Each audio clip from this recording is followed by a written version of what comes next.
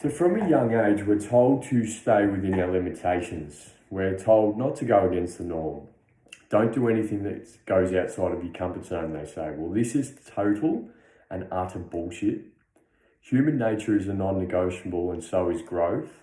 We as humans have a major role to play on this earth, and it's up to oneself to find out what his or her purpose is.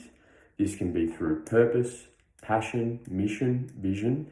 These are all a couple of things that should be asked in the education system, should be asked in everyday life, but quite a lot of people don't.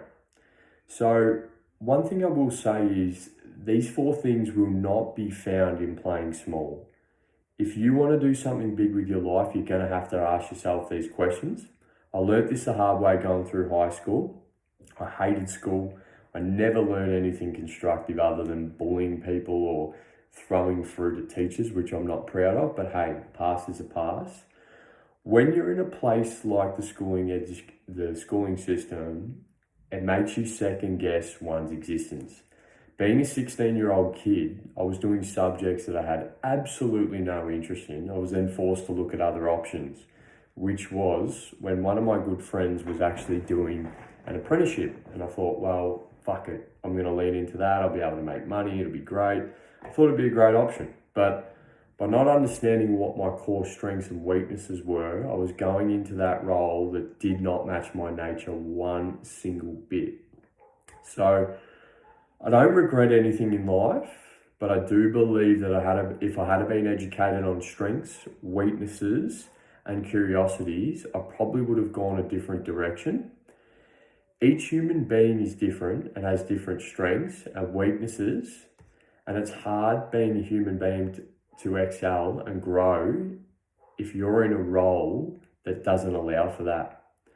So when you're pursuing your curiosities, you need to realize that this has to be true to you. This has to be inside of you. What are you truly interested in?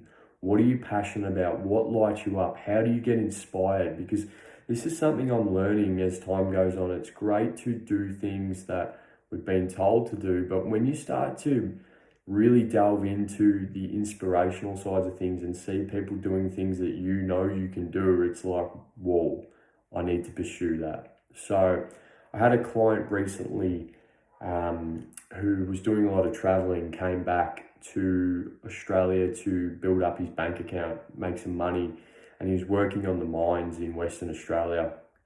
And for those of you who know about the mines, it's grueling. It's 2 weeks straight of work, and then you have 2 weeks off. He got to a point where he basically burned himself out and really had lost his own mission, purpose, vision, curiosities in the process. He really started to second guess himself, and obviously he reached out to me and we had a chat around what he needed to do. And again, it really does come back to the answers are always within. You always know within yourself what you need to do, what is true to you, what is true to your nature, and how do you want to live your life? What do you want to do? Where do you want to be? Who do you want to surround yourself with? All these different things that you can really get lost in this discovery process when you land in a role like he did. So again, to give him credit, he's come out the other side amazingly. He's building a school in Nepal at the moment with a team of people. So it's really interesting to just see how you can shift your life when you get clarity and you get a vision and you say, well, you know what, fuck it, this is what I'm getting after, this is what I'm going for.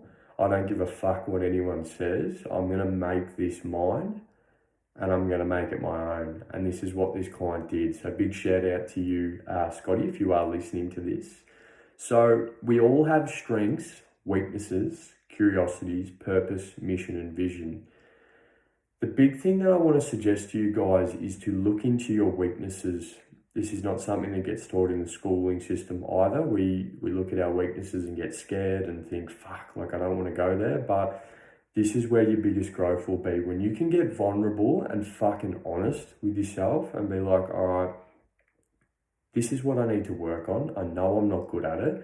I'm going to own it, and I'm going to move through it, it really starts to open up a whole heap of different opportunities for you, because you start to see a side of life that you may have not necessarily seen before.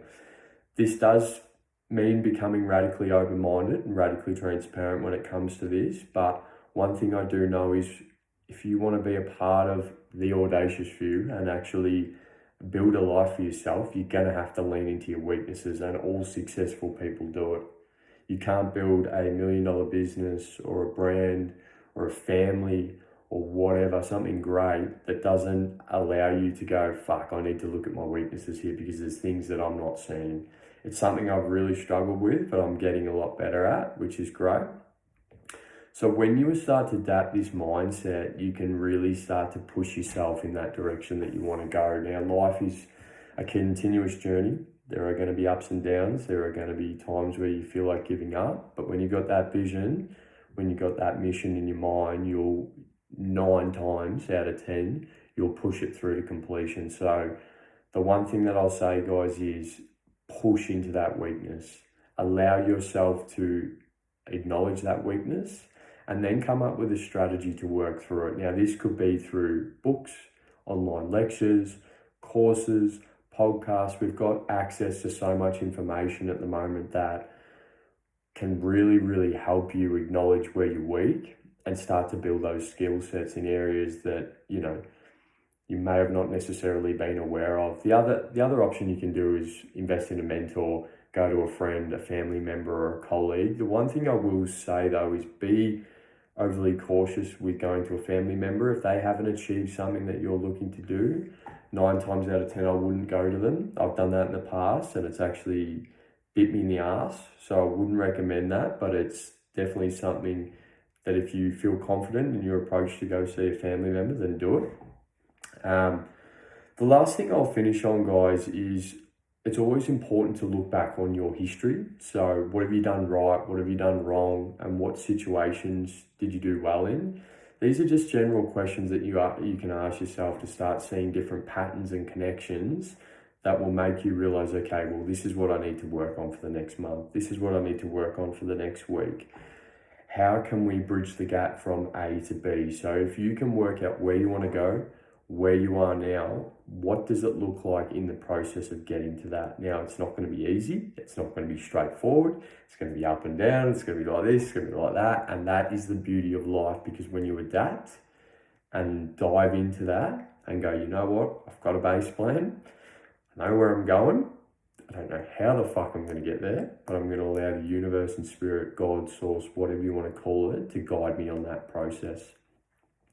The other thing I will say is there is a test out there called Myers-Briggs test, which is around personalities, and it can actually allow you to look into what are your strengths, what are your weaknesses, what are you do good at, because then you can start to point things in the right direction and go, okay, actually, maybe that's an area I can build a business in. Maybe that's an area I can write a book in. Maybe that's an area that I probably should steer away from until I build a team. Stuff like that. It's really important that you do stick to your strengths and just focus on one weakness at a time, because you don't necessarily want to overdo it, and you don't want to put pressure on yourself of, fuck, I'm weak in all these areas, I don't actually know my strengths, blah, blah, blah. It can be really fucking overwhelming, especially when you are a one-man show, when you're a one-person business. So do the best you can.